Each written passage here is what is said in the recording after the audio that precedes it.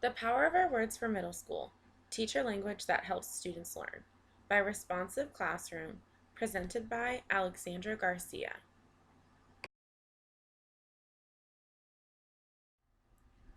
For my book study, I read The Power of Our Words for Middle School, Teacher Language That Helps Students Learn, by Responsive Classroom. Responsive Classroom is a company that uses research to engage academics, create a positive community, as well as teach effective management and developmental awareness. They focus on teacher effectiveness as well as higher academic achievement in specifically math and reading content areas. The book itself breaks down the different components of teacher language and how teachers can change their wording to create larger learning gains and behavioral gains in the classroom. The first chapter of the book discusses why teacher language is important. The entire book is focused on different aspects of teacher language, so I thought it was a great introduction into the book's content. Positive language can be used to promote students' growth and learning in 3 areas: academic skills and content knowledge, social and emotional learning skills, and collaboration and community.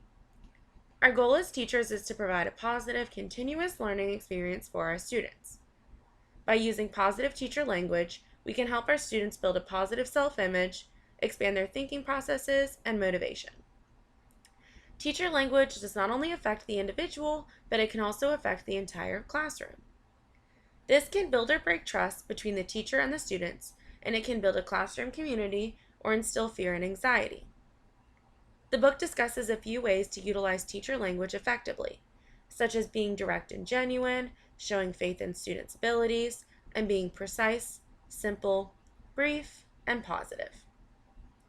Speaking with genuine direct words can help cut out the confusion for students. For example, not all ages understand sarcasm, so it's best that we avoid it. Another important aspect of this is matching your body language to your tone. Conversations are mostly communicated and understood through nonverbal communication, so if your body language doesn't match your tone or the words you're saying, students may get confused by what you mean. We also want to show our students that we have faith in them and that we can see that they have potential, because truly every student does have some type of potential. We can convey this by taking time to notice what each student is doing well and sharing with them that we notice those things. Lastly, by keeping language short and sweet, as I like to call it, students can get right to the point of what you want from them. We should keep our comments and instructions short so that they can follow what we are trying to say, and also remain positive by not giving threats, such as, "Let's make a plan so this doesn't happen again." When we say things like that, our students automatically think we don't believe that they can do better. But really, we should be showing them how much we care for them and that we know for a fact they can make progress. How can you change your words to help change lives in your classroom?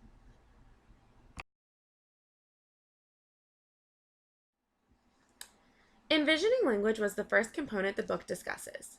Envisioning language is statements and questions that help students create positive mental images of themselves. These statements give students an exciting picture of what's possible and enable them to see that they can solve academic and social problems and achieve something bigger and brighter than their current reality. We can use envisioning language to help inspire effort, set a positive tone for learning, and build a sense of belonging for our students. Examples of sentence starters are, "I hope that," "What needs to happen so everyone can," and "You're going to be doing this activity. How will you do that successfully?" When we include these sentences into lessons, we can foster engagement and expectations in a positive way for our students. By choosing our words carefully, we can connect our students' interests and help students find purpose in their schoolwork. These changes can be as simple as comparing a sports team to small group work, or treating the environment with care is similar to treating the classroom with care. If we make these connections for our students, they can easily understand what we expect of them, and it will even interest them more to do what we are asking them to do. The chapter ended with discussing positive and negative identities in teacher language.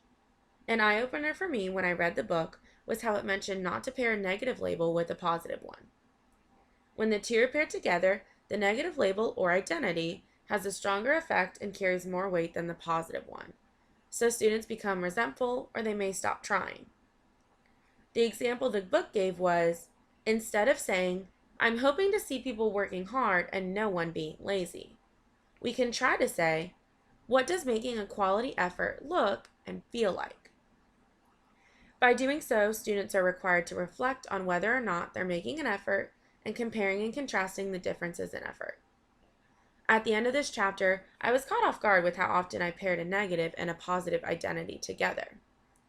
Have you done this recently as well? How could you have reworded your comments to the class by using envisioning language?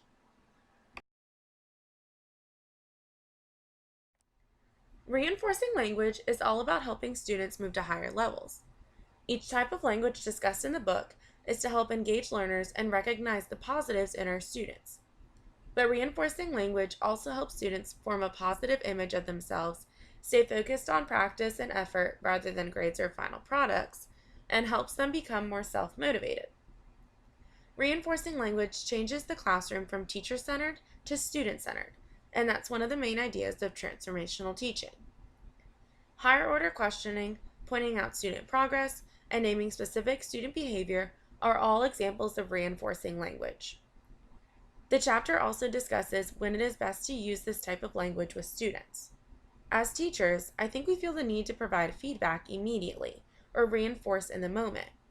But the book mentions that sometimes we need to wait until we can speak with the student privately.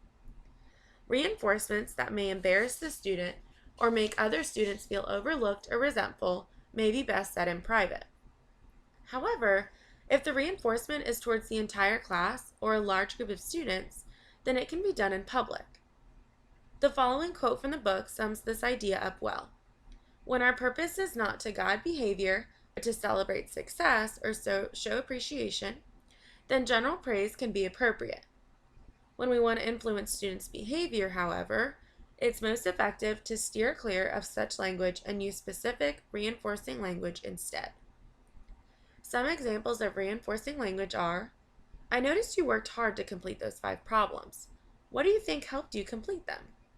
Or, "I see more and more students putting away their tablets and folders." The book advises to be selective in what you reinforce and how often you do it. When we shower students with compliments or positive feedback, our words become less impactful and they'll begin to depend on that positive feedback for support. We want students to be independent and want them to learn and engage for their own benefit. So limiting when and what you reinforce is a crucial part of using effective language.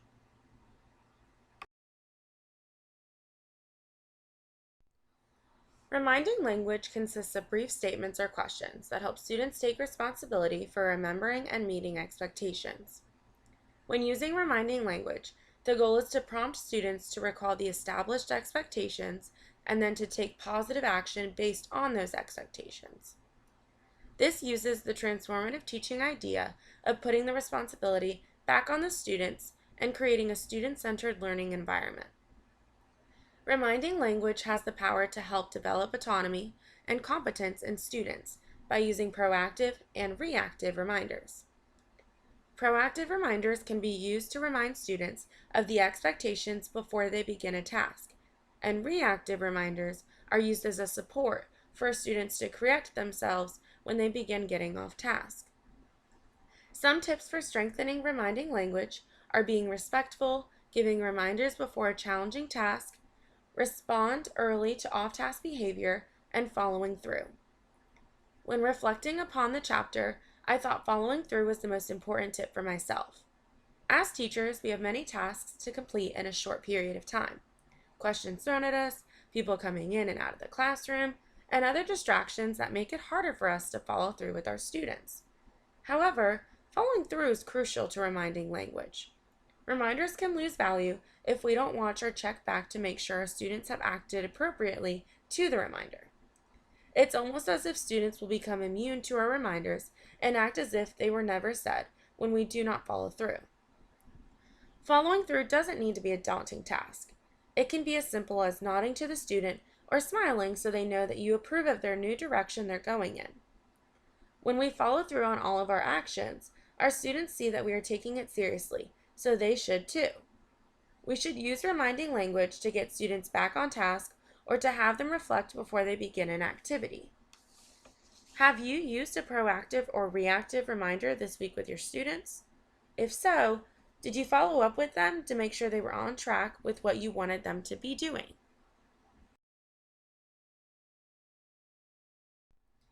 When reminding language has not worked for a student and they still have not changed their behavior, it's best to turn to redirecting language. While reminding language is a positive notion for students to get back on track, redirecting language is needed as a clear, firm redirection when students will not listen or change their behavior on their own. The goal for this type of language is to stop the off-task or unsafe behavior right away, and then tell students exactly what to do so they can get back to their learning. Once students have not responded to the reminder or the redirection, then a logical consequence must be put in place. We don't want to name a consequence when giving redirection, but once the instructions of redirection have not been followed, then it is appropriate to provide a consequence. For example, if a student is playing with the ruler instead of using it for the lesson, you can take it away and tell them to take some time and that you'll check back with them in a minute. By doing so, they aren't being disruptive of others, but you are following through with your redirection, and it sends a clear message that limits are non-negotiable.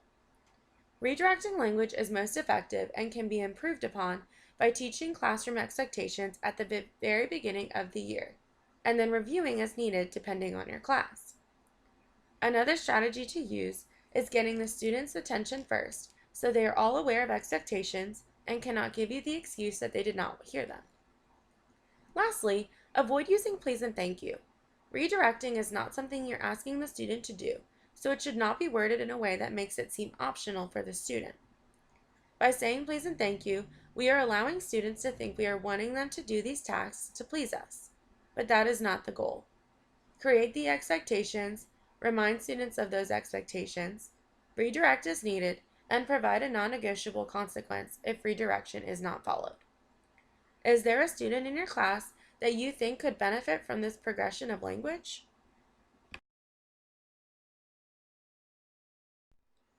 The last chapter of the book discusses open-ended questioning. This type of questioning allows students to use their creativity, knowledge, pre-existing skills, and feelings to draw their own conclusion. It allows students to think more deeply and broadly while also giving teachers an idea of what students know and any misconceptions they may have to discuss.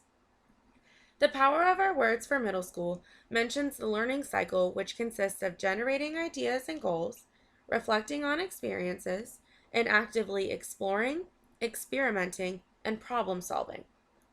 Open-ended questioning and the learning cycle help develop more sophisticated thinking, which in turn leads to even richer learning experiences.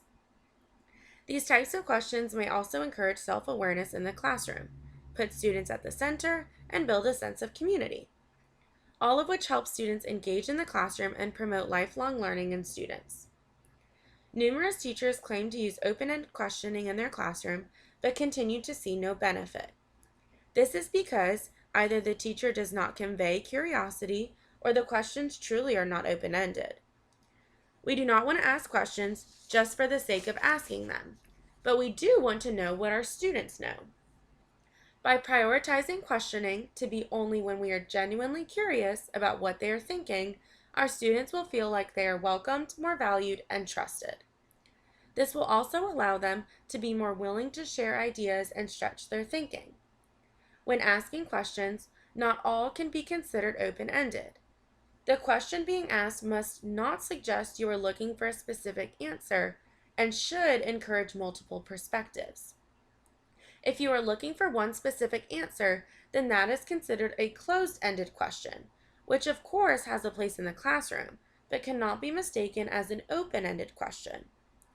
To strengthen teachers' questioning strategies, we can use words like might or possibly in our question, as well as use cue words for students to know they are open-ended and don't have one right answer, such as explain or persuade.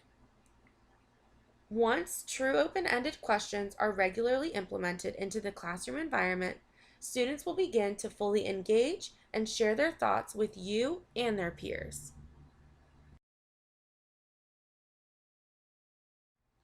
The Power of Our Words for Middle School, Teach Your Language That Helps Students Learn, was an enjoyable and insightful book to read. I would recommend this book to anyone planning on teaching secondary education because the concepts and key points are also applicable to teaching high school.